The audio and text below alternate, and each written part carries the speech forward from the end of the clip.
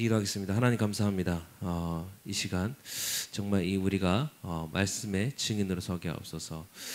이 세계복음화 전도운동에 정말 증인으로 서게 하옵소서. 그래서 정말 렘넌트들이 따라올 수밖에 없는, 정말 수많은 청소년들이 따라올 수밖에 없는 정말 그런 교회 되게 하옵소서. 살아계신 주 예수 그리스도 이름으로 기도드립니다. 아멘. 네, 저희 함께 오늘 말씀 보겠습니다. 오늘 말씀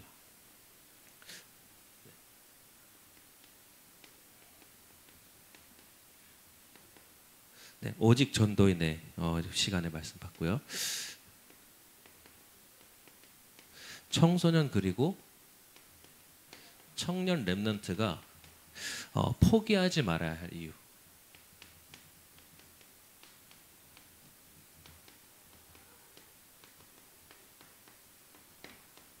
네, 오늘 한번 말씀을 같이 우리 사도행전 20장 23절 24절 말씀을 같이 보고 싶은데요.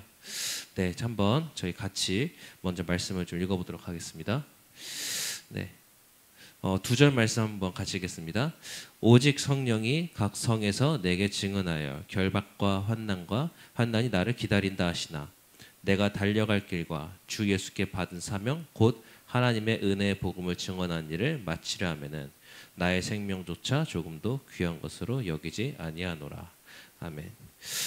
모든 이정표를 발견한 후에 바울이 했던 고백입니다.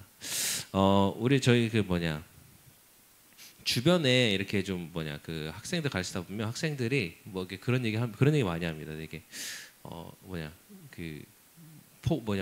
저 영어 포기해야 되나 봐요. 이런 얘기 많이 합니다. 근데 제가 그런 얘기 할 때마다 아이들한테 얘기해 주는 게 그거는 이제 너가 지금 모습만 보니까 그렇다. 지금 보니까 어떻게 수능 치지 답이 안 나오지. 그러면서 이제 그런데 넌 아직 초등학교 6학년이야. 이러면서 넌 아직 중학교 1학년이야. 지금 너가 수능 볼 어떤 그런 실력을 갖출 필요는 없는 거다. 너에겐 아직 6년 혹은 그 이상의 시간이 있는데 좀 전체를 봐야 된다. 그러면서 이렇게 얘기해 주거든요. 아이들이 왜 포기하겠다는 말을 이렇게 막 하냐면, 그러니까 자기 지금 모습만 보니까 답이 없는 거예요. 근데 우리가 포기하면 안 되는 이유가 하나님은 세상의 창조부터 그 종말까지 이뤄가는 구원의 역사의 한 가운데 우리 인생 전체를 지금 끌어가고 계시잖아요. 그런데 오늘 나의 모습이 조금 어떻다, 나의 모습이 좀 비참하다 해서 포기하는 것은 사실 우리가 많은 응답을 놓치고 축복을 놓치고 또 하나님께는 또 정말 안타까운 일이죠.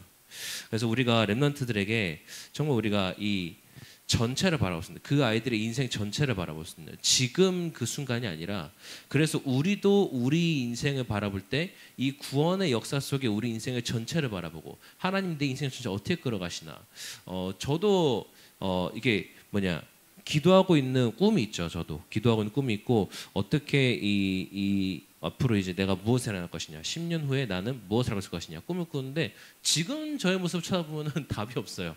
어떻게 하지? 근데 그게 아니라 내 인생 전체를 끌어가신 하나님께서 어떻게 이 문들을 여실까? 어떻게 사람의 문을 여시고 또 일의 문을 여시고 또 장소의 문을 여실까?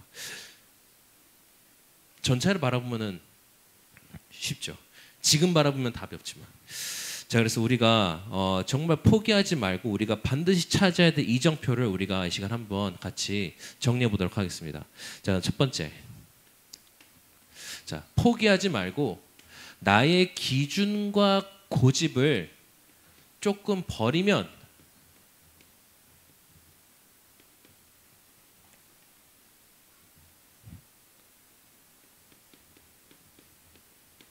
나의 기준과 고집을 조금 버리면 보이는 이정표가 있어요.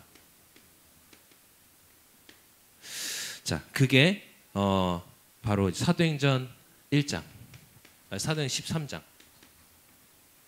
13장에 나오는 말씀이죠. 자, 13장에 보니까 이렇습니다. 인류 역사상 최초로 선교사가 파송돼서 나온 겁니다. 중요하잖아요. 정말 중요한 시간표잖아요. 그러니까 근데 그럴 때일수록 오히려 가만 생각해보면 우리는 그럴 때 어떻게 하나 하면은 그냥 막 좋은 일 하니까 다 들떠가 신나서 막 합니다. 근데 오히려 인류 역사상 처음으로 선교사가 파송되는 그 역사적인 순간에 막 들떠서 기뻐 승분해서 하는 게 아니라 가만 뭐하냐? 금식을 합니다. 근데 여기서 또 착각하는 게 또 그럼 우리 금식해야 되냐? 근데 그게 아니라 금식을 왜 했습니까? 정말 중요하기 때문에 성령이 더 받아야잖아요. 정말 중요하고 정말 가치 있고 영적으로 최고의 지금 역사적인 순간이기 때문에 절대적으로 받아야 하잖아요. 그러니까 이거를 위하여 금식하는 겁니다. 근데 우리는 이제 이걸 확인도 안 하고 막 나가니까 막 그냥 아무 생각 없이 하니까 사실은 막 일만 벌리니까 손해만 보고 막 실패만 하죠. 근데 이 성령인들을 위해서 금식하는 거예요. 금식하면서 성령께서 하시는 말씀을 따라서 이 사람들이 향하는 곳이 지금의 터키, 흔히 근동아시아라고 부르는 지역이죠. 근동아시아 쪽으로 이제 나아간 겁니다. 거기서 어마어마한 역사들이 많이 벌어지죠. 무려 15장까지 이 역사가 쭉 기록돼 있죠. 자, 그러고 나면 이제 사도행전 16장 우리가 6절부터 40절 보면 이때 그 유명한 드로아의 밤이 나오잖아요. 하나님이 문을 막으시는 겁니다.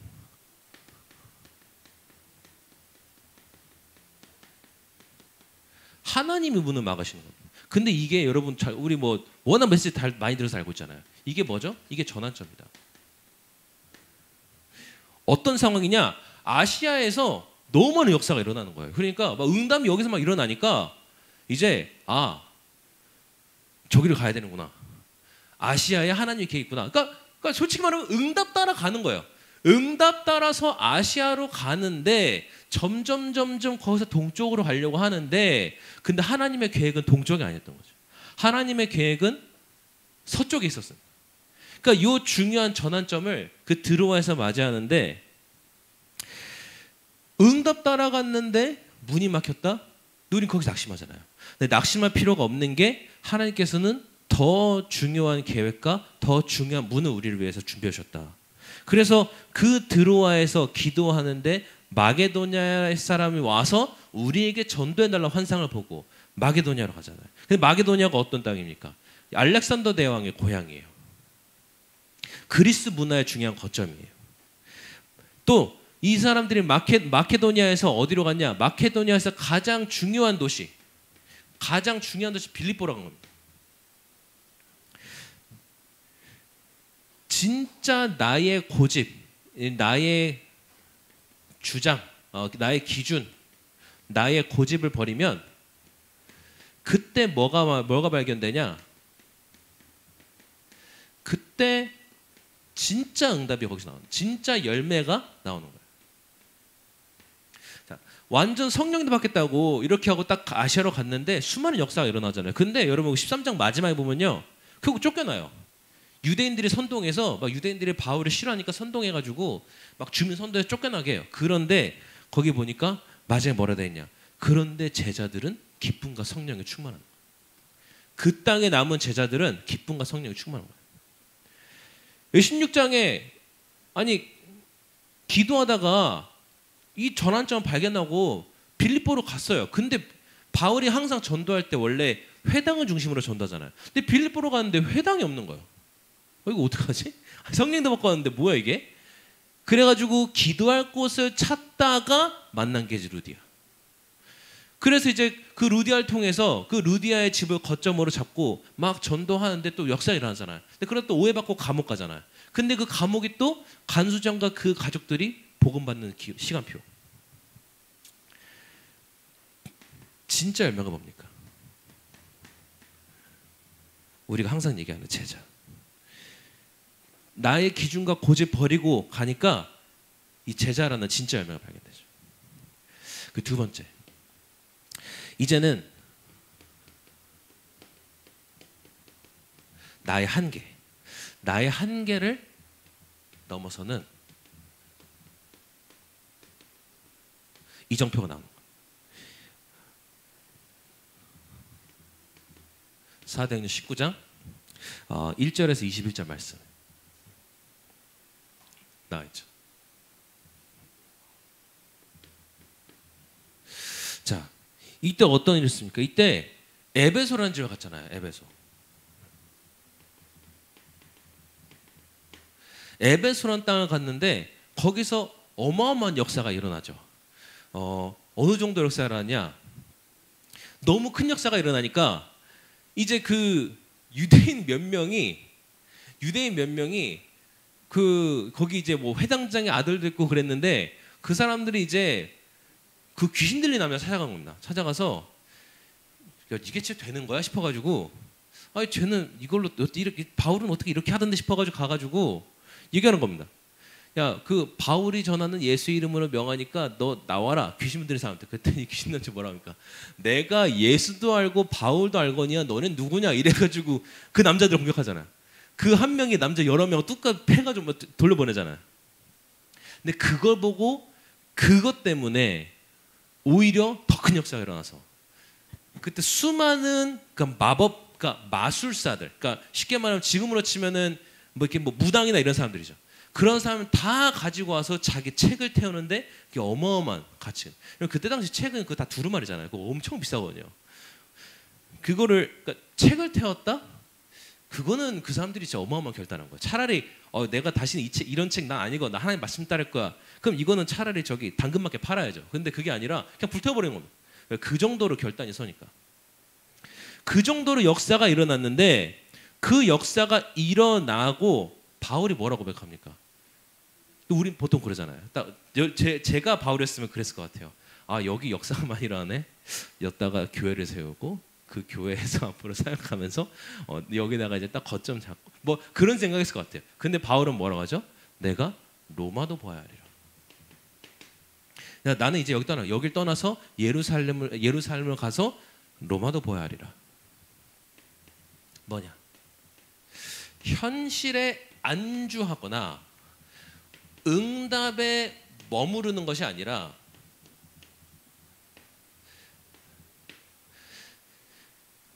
우리가 이제는 우리의 현실을 넘어서서 언약으로 우리 언약을 바라보는 거예요. 이제는 우리가 응답 받았으면 거기에 기뻐가지고 거기에 머물러서 여기서 평생 이겠다가 아니라 진짜 하나님의 비전, 하나님이 바라보시는, 하나님이 원하시는 그 비전, 이걸 보고 우리가 절대적인 이정표다. 그래서 절대 이정표라고 하죠. 하나님의 그 절대적인 이정표. 그래서 바울이 이걸 발견한 거잖아요. 바울이 이걸 발견하니까 이제 그림이 하나님께서 지금 나에게 이 역사하신 이 땅들이 결국 뭐냐? 로마 복음화를 통해서. 근데 그것도 끝이 아니죠. 로마 복음화를 통해서 결국은 뭐하라고? 세계 복음화라고. 이거를 발견하잖아요. 자, 세 번째. 그러면 이때부터 뭐냐?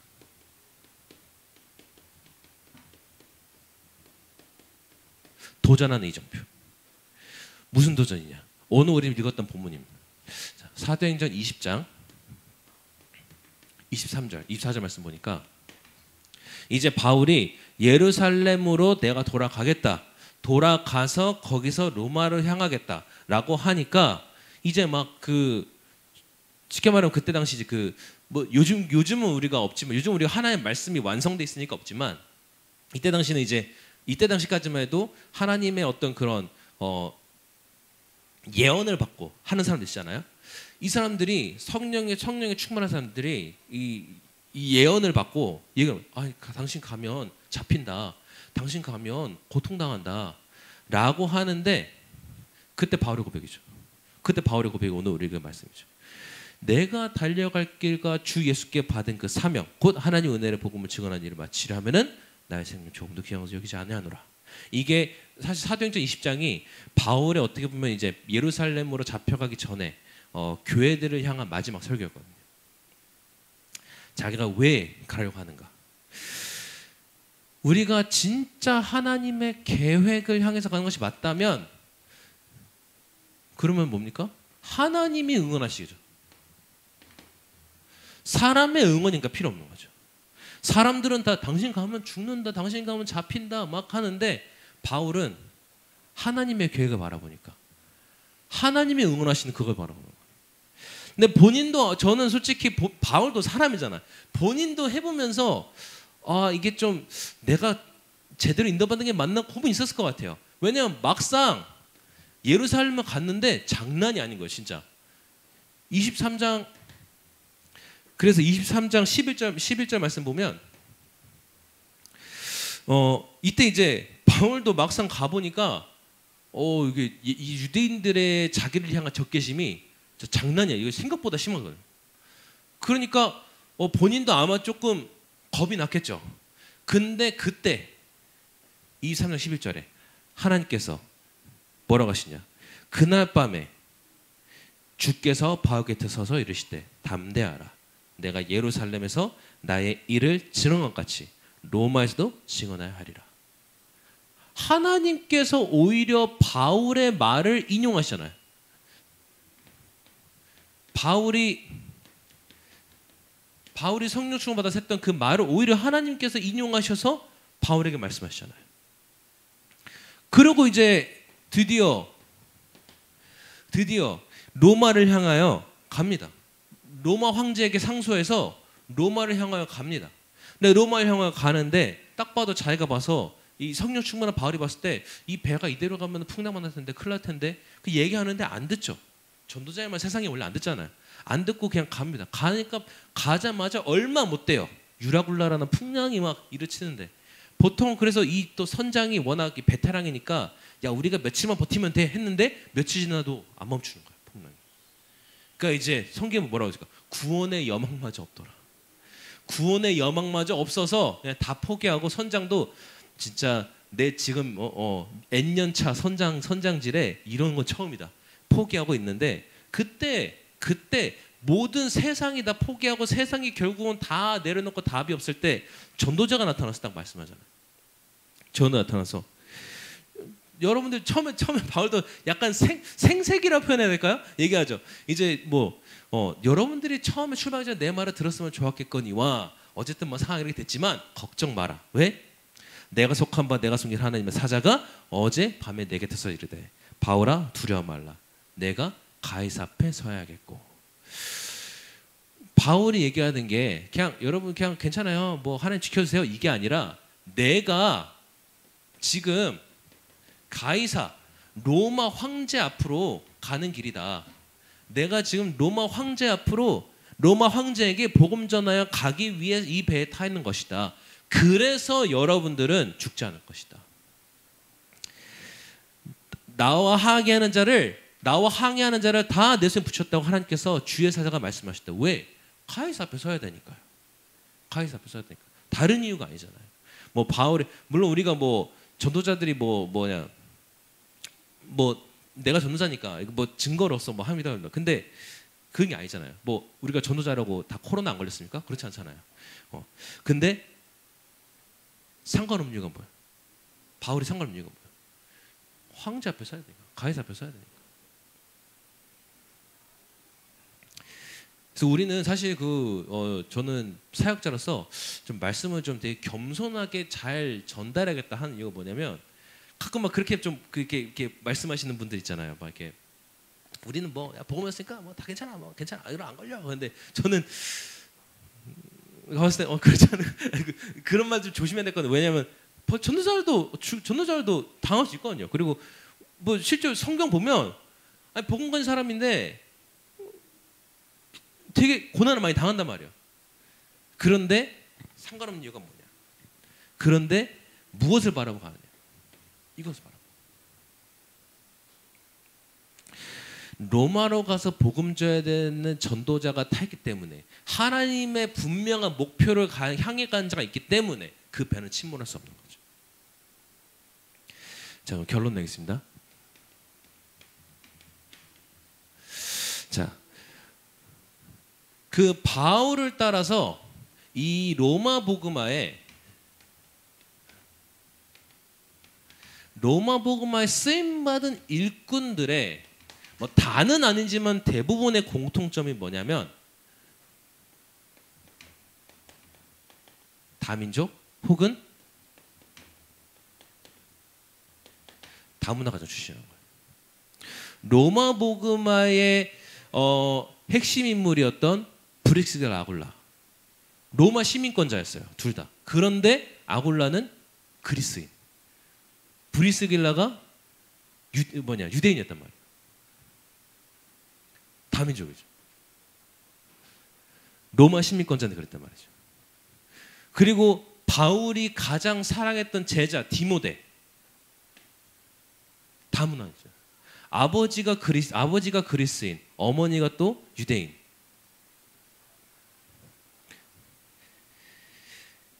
사실은 그래서 어떻게 보면 성경적으로도 봤을 때 우리 와 있는 이 다문화 엘리멘트들이 성경적으로 봤을 때 얘네가 세계복음화의 핵심 인물이 맞아요. 얘네 세계복음 핵심 인물이 맞아요. 그런데 그렇기 때문에 우리가 이 아이들을 진짜 이 복음 안에서 전도자로 키우기 위해서 우리가 어떤 헌신을 해야 되는가, 어떤 올바른 헌신을 해야 되는가, 진짜 고민하면서 찾아갈 필요가 정말 있을 것 같아요. 그래서 우리가 매주 모여서 또 기도 모임 그래서 정말 가치 있는 것 같고요. 그래서 앞으로는 정말 여러분 우리가 두 가지만 저는 이렇게 생각해요. 우리가 두 가지만 잘해도 응답과 축복 놓치지 않는다. 포기하지 말고 두 가지만 잘해도 응답받는다. 참 뭐냐? 우리에게 응답이 옵니다. 성공합니다. 성공했을 때 교만하지 않고요. 왜? 모든 것은 하나님 은혜니까. 모든 것은 하나님이 이루신 거니까. 성공했을 때 교만하지 않고. 또 반대로 우리가 실패할 때도 있겠죠. 실패했을 때 낙심하지만 않아도 응답받을 수 있다. 우리 실패했는데 그 원인이 내 잘못이면 간단하잖아요. 깨닫고 갱신하면 되잖아요. 근데 실패했는데 이게 뭔가 하나님께서 막으신 거다. 그러면은 더 큰 응답을 향한 다른 전환점이잖아요. 이 두 가지만 우리가 정말 놓치지 않아도 응답 놓치지 않는다. 근데 우리는 안타깝게도 많은 우리 기독 신자들이 이거 반대로 하죠. 성공하면 좀 이렇게, 실패하면 또 실패하면은 또 이렇게 그동안 막 앞에서 막 간증하기 심해졌는데 실패하니까 또 교인들 앞에 또 서기 부끄럽고 나쁘고 또 안 나오.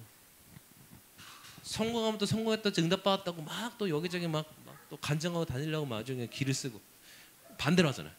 근데 성공했을 때 교만하지 않고, 실패했을 때 낙심하지 않고, 우리가 정말 이것만 해도 응답받는 것 같습니다. 그래서 우리가 포기하지 말고 나의 기준과 거짓을 버리는 이정표, 나의 한계를 넘어서는 이정표, 또 우리가 도전하는 이정표. 그래서 세계복음화 주역들을 위해서 우리가 진짜 어떻게 헌신해야 되겠는가. 정말 그래서 우리가 응답받을 때 교만하지 않고 실패 가운데서 낙심하지 않는, 네, 우리 청년 집사님들, 미래 중직자들 되기 바랍니다. 네, 이 자리에 참석하지 않는 엠넌트들도 정말 이 응답을 함께하기 바랍니다. 이제 기도하겠습니다. 하나님 감사합니다. 정말 이 자리에 나와 있는 엠넌트들까지 하나님께서 축복하시고 정말 이 말씀이 그들의 삶 가운데도 성취되게 하옵소서.